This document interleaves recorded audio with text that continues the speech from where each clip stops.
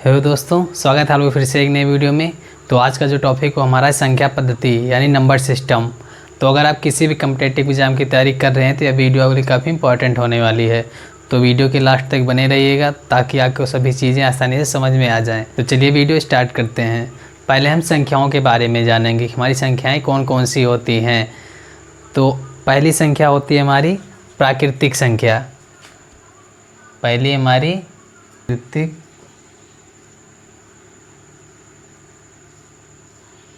संख्या।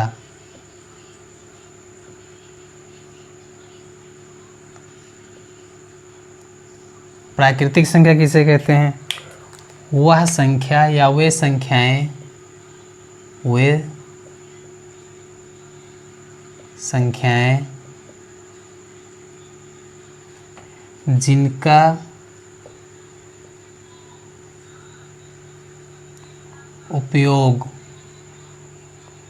जिनका उपयोग गणना करने में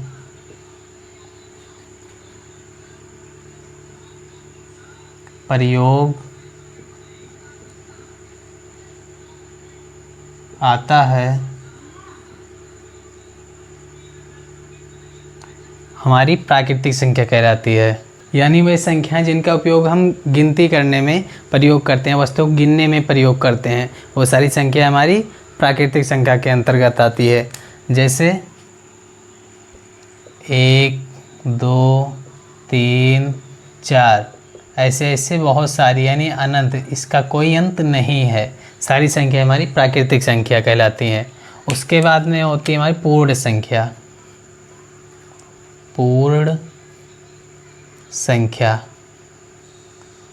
संख्या किसे कहते हैं? अगर हम इस प्राकृतिक संख्या में जीरो को भी ऐड कर दें, यानी अगर प्राकृतिक संख्या में जीरो को भी शामिल कर दें तो संख्याएं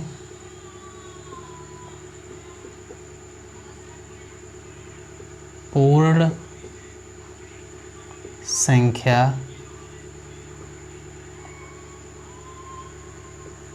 कहलाती है।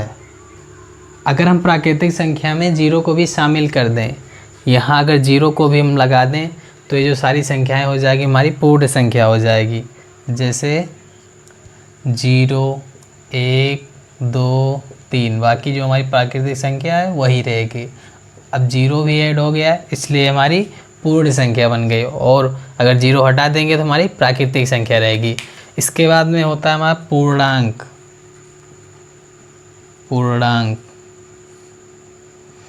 पूर्णांक वाले में धनात्मक और ऋणात्मक दोनों संख्याएं होती हैं, यानी सभी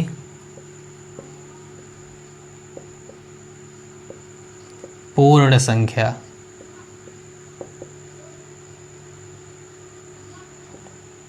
तथा सभी ऋणात्मक संख्या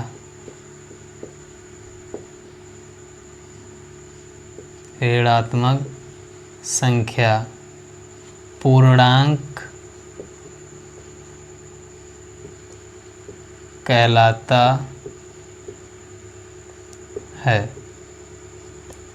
सभी पूर्ण संख्या तथा सभी ऋणात्मक संख्या हमारा पूर्णांक कहलाता है। तो पूर्ण संख्या में 0, 1, 2, 3 ऐसे ऐसे इन्फिनिटी तक ऐसे रहेगा। और भी कह रहा है ऋणात्मक संख्या, ऋणात्मक -1, -2, -3 ऐसे ऐसे ऐसे माइनस इन्फिनिटी तक।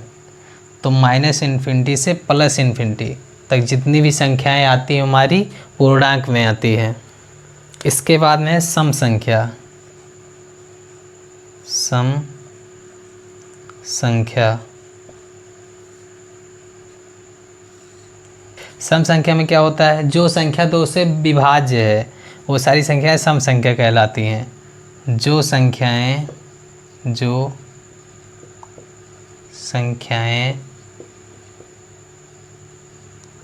दो से विभाजित होती हैं, विभाजित होती हैं, सम संख्या कहलाती है। सम संख्या कहलाती है। जो संख्या दो से विभाजित होती है सम संख्या कहलाती है। जैसे 2 हो गया, 2 से विभाजित है, 4 हो गया, 6 हो गया, 8 हो गया, 10 हो गया। ऐसे बहुत सारी संख्याएं जो हमारी 2 से विभाजित होती हैं। ये तो हमारी सम संख्या हो गई। अब इसके बाद में आती है हमारी विषम संख्या। विषम संख्या, विषम संख्या, विषम संख्या हमारी सम संख्या का अपोजिट होता है। यानी सम संख्या में क्या होता है, जो 2 से विभाजित होती हैं सम संख्या कहलाती हैं। इसमें होगा जो 2 से विभाजित नहीं होती वो सारी संख्याएं विषम संख्या कहलाती है। वे संख्याएं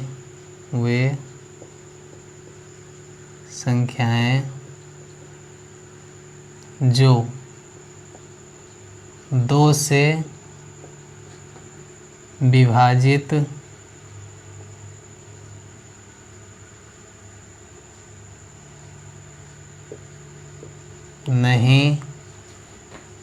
नहीं होती विषम संख्या कहलाती है। विषम संख्या कहलाती है। जो संख्याएं 2 से विभाजित नहीं होती विषम संख्या कहलाती है। जैसे 3 हो गया, 5 हो गया, 7 हो गया, 9 हो गया। ऐसी बहुत सारी संख्याएं जो 2 से विभाजित नहीं होती। ये सारी संख्या विषम संख्या के अंतर्गत आती है। इसके बाद में होती है हमारी परिमेय संख्या। परिमेय संख्या,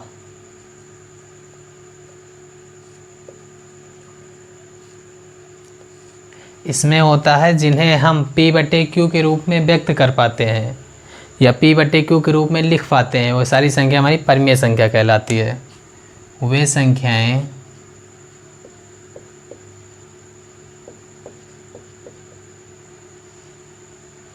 जिन्हें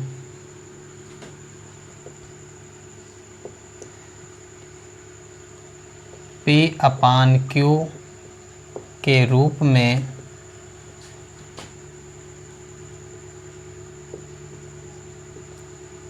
व्यक्त किया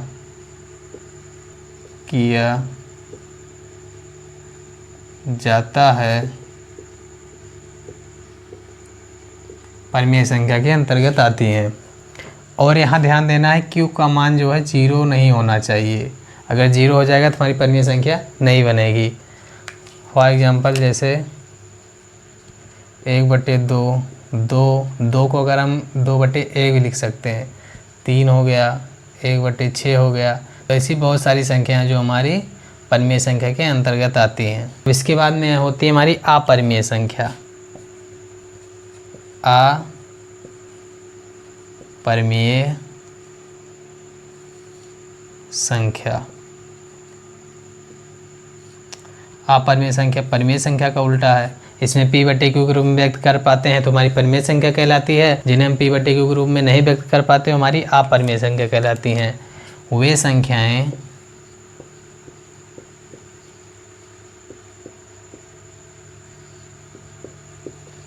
जिन्हें P/Q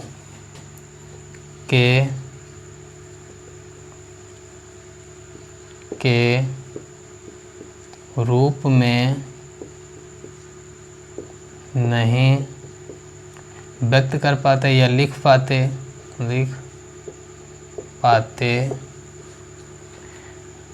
अपरिमेय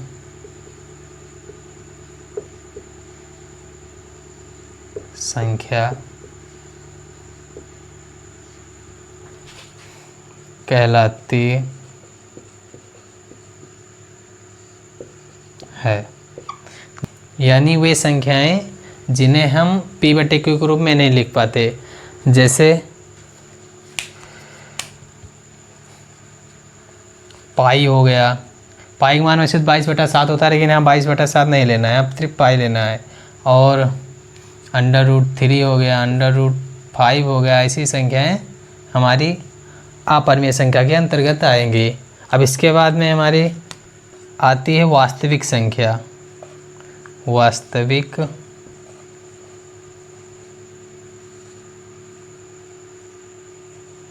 संख्या, वास्तविक संख्या किसे कहते हैं? वास्तविक संख्या हमारी परिमेय और अपरिमेय दोनों संख्याएं आती हैं। तो लिख सकते हैं परिमेय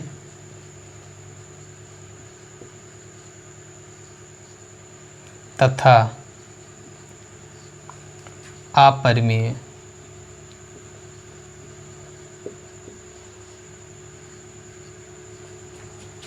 संख्याएं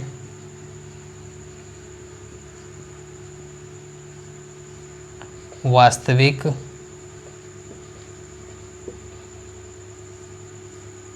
संख्या कहलाती है। परिमेय तथा अपरिमेय संख्या वास्तविक संख्या कहलाती है। अब इसके बाद में आती है हमारी अभाज्य संख्या। अभाज्य संख्या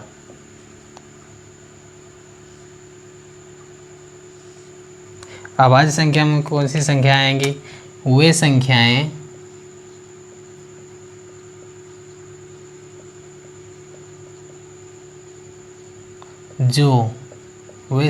जो एक और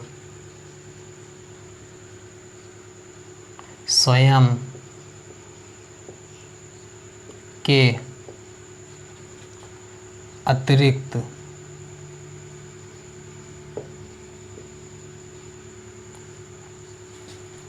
किसी अन्य संख्या से भाज्य ना हो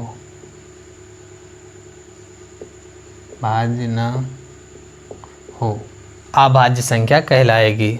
तो वह संख्याएं जो एक और स्वयं के अतिरिक्त किसी अन्य संख्या से भाज्य ना हो अभाज्य संख्या कहलाएगी। इसमें एग्जांपल जैसे हो गया 3 हो गया, 5, 7, ये हमारी जितनी भी संख्याएं आ रही हैं, 11, ऐसे बहुत सारी संख्याएं हैं जो हमारी अभाज्य संख्या के अंतर्गत आती हैं। 3 हमारा स्वयं से कटेगा, 5 हमारा स्वयं से कटेगा, 7 भी स्वयं से कटेगा, 11 भी स्वयं से कटेगा। ऐसी जितनी भी संख्याएं हैं, ये 13 ऐसी संख्याएं हमारी अभाज्य संख्या के अंतर्गत आती हैं। इसके बाद में है भाज्य संख्या। भाज्य संख्या, भाज्य संख्या में क्या होता है? भाज्य संख्याएं वो संख्याएं होती हैं जो एक अथवा स्वयं के अतिरिक्त किसी अन्य संख्या से अगर कटती हैं तो ये सारी संख्याएं भाज्य संख्या के अंतर्गत आती हैं। वे संख्याएं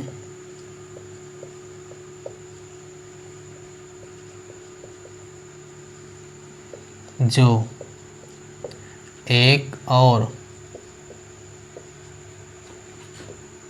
स्वयं के अतिरिक्त